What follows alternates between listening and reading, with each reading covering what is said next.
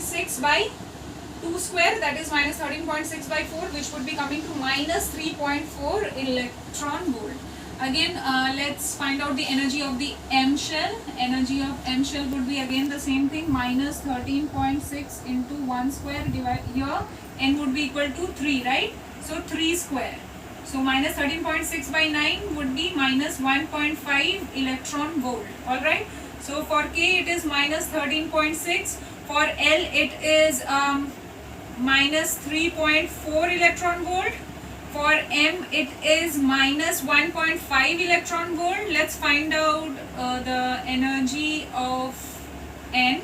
Again minus 13.6 into 1 square. Here N is equal to 4, right?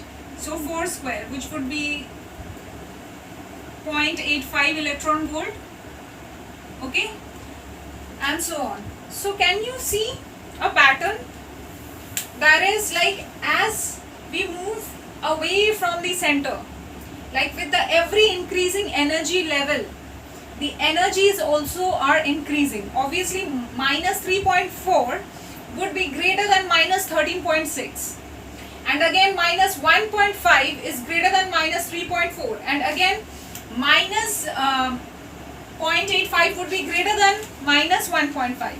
So with every higher energy level, the energy is increasing. So energy of every higher orbit would be more, and it would continue until it reaches the infinity, and at infinity the energy is 0. That is why they are all negative. If you keep on calculating, you would be getting the negative values until they reach infinity. Okay, you keep on calculating, you get the negative values, and until you reach infinity.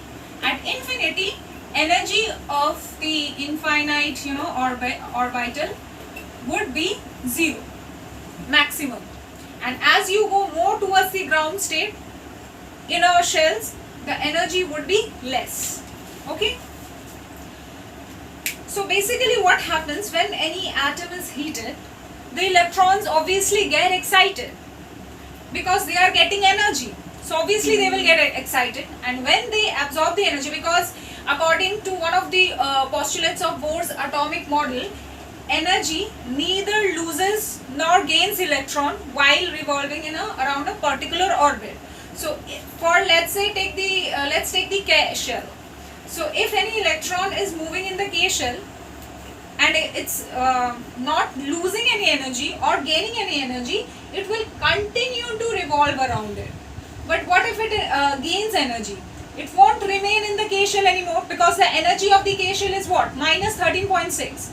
So if it gets energy from an external source, definitely it is going to jump from K to L, from lower energy level to higher energy level, because it has absorbed energy.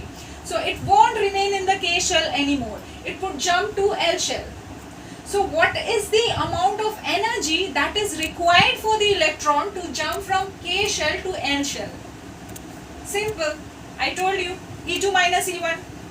So if E2 is minus 3.4, E1 is minus 13.6, just subtract them.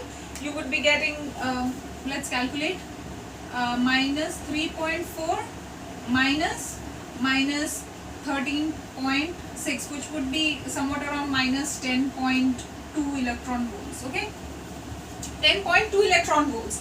So after absorbing 10.2 electron volts, it would be jumping to the L shell. Okay, so again, as I told you, any electron cannot remain in the higher energy level for a long time, because it is highly unstable.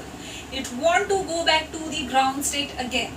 So obviously after getting energy, it goes back, it jumps to the higher energy level, but being highly unstable, it falls to the ground state again, and while returning to its ground state, it emits radiations, and these radiations are in the form of photons, and it will emit certain radiations obviously which are in the form of photons, and that is why these radiations, when obtained on the screen, we obtain few wavelengths, because certain wavelengths only it is going to emit. Alright.